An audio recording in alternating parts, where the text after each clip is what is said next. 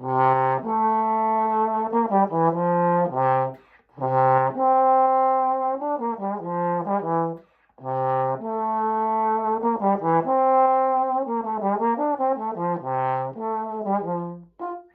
YouTube, welcome back to another video. Happy Thanksgiving if you're watching this day of. Otherwise, I don't know, happy holidays or whatever. I have some time off finally, a little couple day break, and so I'm playing all of my weird instruments that I would not get to play in real life. So first up is my Yamaha 841, very strange. I've got my King 1485 with a new slide that I don't think I've talked about, also very strange. And last up, not entirely strange, but my new Bach 50 BG that I also don't get to use in real life. So let's talk about the quirks that I found with all three of them.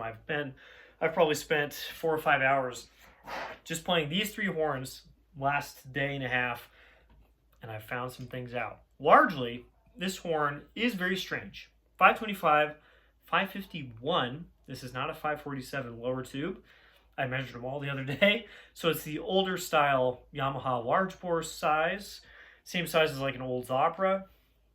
Just one of those weird sizes. It might be a metric, like 14 millimeters is 551 maybe. And the F attachment, instead of being 562, like any normal instrument on the planet, is instead 571, which is 14.5 millimeters. And again, something I've never seen on a trombone. I have a feeling older Yamahas might have been 571 in the valve section. Otherwise, I don't know why this tubing exists. I believe some euphoniums are also 571, marching ones. Anyway, largely this does not have a lot of quirks. It plays like a smaller instrument, the way that it blows, the way that it responds. Especially with this mouthpiece, I'm using an E cup, which is kind of like 5GS sized, maybe. It's not huge. It's not tiny. 6.5 AL kind of thing. But it largely plays like a 525-ish. It really has that kind of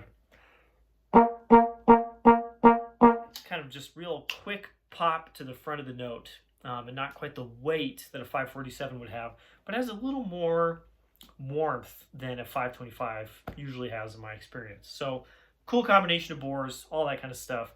Otherwise, it just kind of plays.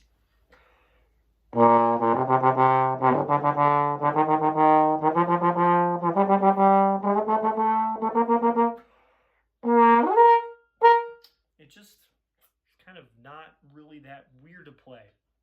With these two instruments, it is a little hard to switch to, but that's a totally separate matter. There is, however, one big quirk, and that's the sixth partial is a lot higher than I'm used to playing. So here's, I have a tuner in front of me, so here's a B flat that's probably in tune. And here's F, same position, no adjustment. And on my tuner that's registering like 40 cents sharp. I missed the first one, that's my bad, but it just wants to sit incredibly high, which is really strange. Usually it's like 5, 10, 12 cents sharp on any given instrument. You know, you're taught to adjust high F. This is like euphonium levels of sixth partial.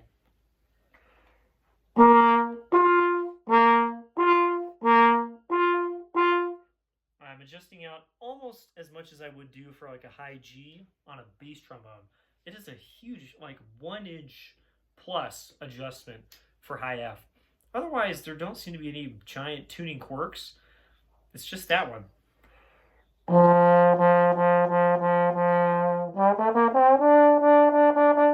D above the staff is like kind of spot on or maybe a little bit sharp. Everything else just feels kind of normal. The high F is really sharp, and I have a feeling it's either the dual bore slide, which will mess with intonation, that's what dual bores do, or it's having this in the middle of that tuning slide taper. Maybe the node where the sound wave like bounces around is like in the middle of this valve and it's getting pushed high. I don't know. Anyway, in any case, that's the quirk I found on this. My 1485 has recently been upgraded with, finally, a King 4B slide. I may have talked about this recently, but I have a Benj 190C for sale, and the Benj 190C is largely based on King instruments. And so the slides are compatible with older Kings, including this, which I think is kind of crazy that the 4B, 5B, 190, probably 165 slides fit this instrument from much earlier. Cool. I'm not going to complain about it. Usually Kings are really weird about slide compatibility. In any case, I put on that 190 slide, and this horn got so much easier to play. As a normal receiver, so you can use like a normal mouthpiece. It is a single bore 547, and so everything just kind of feels more normal instead of 536, 547, or just straight 536. It has better action. There's kind of just a lot of upsides. And so I put out a call for a 4B slide, and I managed to get one. 4B and 190 slides are very similar. I don't actually know how they're different. And this one even has removable lead pipes somebody put in. And so I got kind of the best possible slide to upgrade the 1485. This is the King small bass from the 30s through the 60s. I think they're just super neat. But bit of a cork monster. Previous problems I had, sorry about that, it's just uneven. Some partials would really feel good and just kind of have a good sound. Some partials would not. The blow would just completely change. The action on that slide is like fine, but it's not amazing. So I got this 4B slide. I have a Getson, I think 4047 lead pipe in here. I don't even know what it is. I need to find some more lead pipes. And this did make it much easier and better to play. I'm playing it with a 1.5 G right now.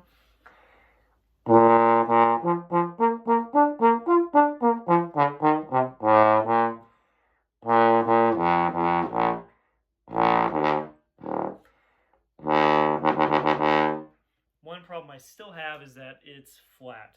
Here it's like 60 something degrees, maybe like 62, 63, and this is not up to pitch. It's solidly like 15 cents flat all the time. Tuning slide all the way in. If it's warm, this is about right on. I can play it in tune.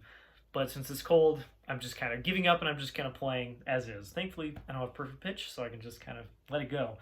My big problem on the old slide was that the third partial, F, was really low. It's a very German style intonation where the D above the staff is high, fifth partial, and the third partial F is low, which is of course the opposite of like modern American instruments. And this helped but did not fix the issue. I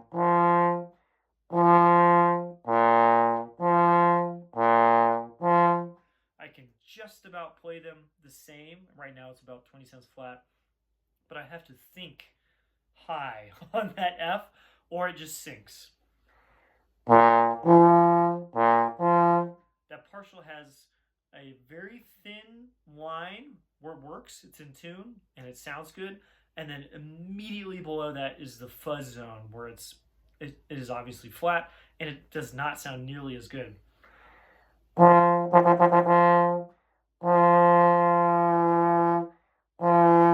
And obviously that's kind of the same on any trombone or euphonium or whatever, but it's really apparent on this that that partial is picky. You can't just go bang. I want an E natural as loud as I can. You can hear it kind of going in the pitch. It doesn't just solidly hold me into a partial. It doesn't really have that. There's no guidelines on the partial.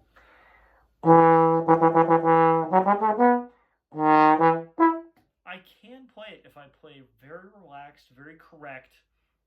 Don't overblow, don't underblow.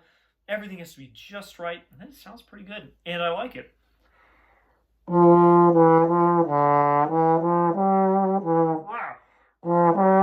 But not if I forget the music. But a lot of times I'll be playing exercises that go through the partials. And the F and the B flat are too far apart. It sounds like the B flat is really sharp and the F is flat. And that's because they are.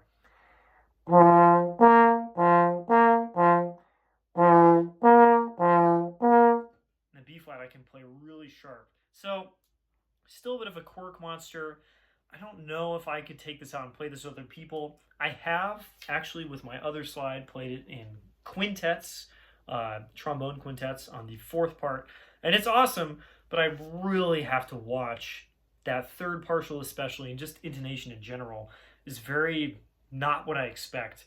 The valve, I'm not totally sold on. It feels like it might just be leaky. I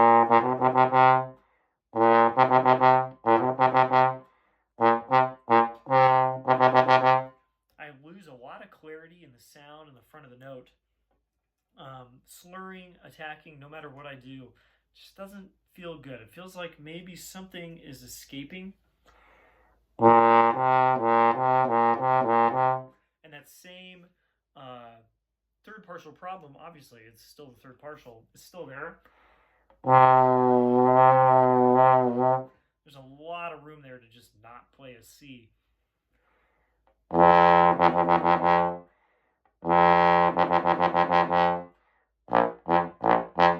The second partial, low F and below, is much better. But you have to be so careful about how you blow it. This is still just a 547 slide with a tenor lead pipe. And if you really approach it like a bass and just kind of blow the note down, it doesn't respond the same. Those actually worked pretty well, but about half the time they get really bright or I miss it or whatever. And that's me not quite matching what the instrument wants for input. And so it's very picky. A lot of the horns that I play regularly, kind of not picky. I can just kind of do my thing, the horn makes a good sound, the note comes out. These instruments are kind of not those in a lot of ways, and that's why they don't get used in real life, and that's why it's kind of fun to just get them out and play them like right now. So this horn, I'm kind of thinking maybe it gets chopped up. I keep the tuning slide and the bell, and they go on another chassis with like maybe 2 valves or something. Kind of forget about all the kingness of the slide and the valve section. Not entirely sure. I'm kind of happy with where it is because I don't need it. It doesn't need to be used. But it's also got pretty awful ergonomics. Even with this big old counterweight right here, it is still front heavy by enough to just fall forwards. The valve lever, if anyone has an older like 60s or 70s King 3BF, they know how uncomfortable the narrow valve lever is. It's in exactly the wrong spot for my hand. I want my hand to be here, but you have to put it here, and that just, oof, you have to play stuff in and out of the valve. It's so uncomfortable. So this, if I really feel like it, might get chopped up, might get made into something a bit more modern and a bit more usable, because I would love to have kind of a small bass like this. I have played some stuff on, with orchestras where I might want to downscale my equipment, and this would be such a cool horn to do it on, but right now it would be too much of a struggle and kind of not worth it. So that is neat, has some quirks, and here's my 50 BG. I introduced this in a recent video. This is for all intents and purposes, a Mount Vernon 50 BG. There's really only a couple differences. It says Corporation and not Mount Vernon. And I'm not sure how many Mount Vernons had this, but the over sleeves on this slide are different length instead of the same length like they are on New York's and some Mount Vernons. Again, I'm not entirely sure on that. I'm pretty sure this is the original slide, but I also don't know that. So I'm playing this with my Marquee 87, just a normal bass mouthpiece. I did put a counterweight on because in the past I have played a 50B for a very long period of time, and the counterweight just makes it the right weight balance. You need 2 valves on a bass, in my opinion, to not have it be front heavy. And this is just about right, as long as your slide's not in a 6th position. This horn, also a little bit picky about input in that kind of Bach way. If you just play it, it's okay. It's all right.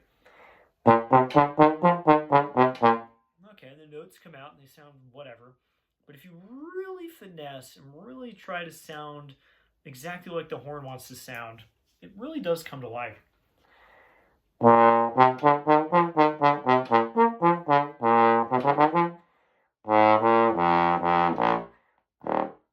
There's a color and presence to the sound that is extremely cool. And out of these three horns, it's kind of the one that I like listening to as I play the most. Of course, it's a single, and therefore it is useless. I've been practicing it, I'm doing a lot of stuff, but I'm constantly just like, yeah, I only have one valve, and the valve is okay. And that's very limiting. And of course, the fact that this is super duper flat, even when it's up to temperature, and it of course is not up to temperature here,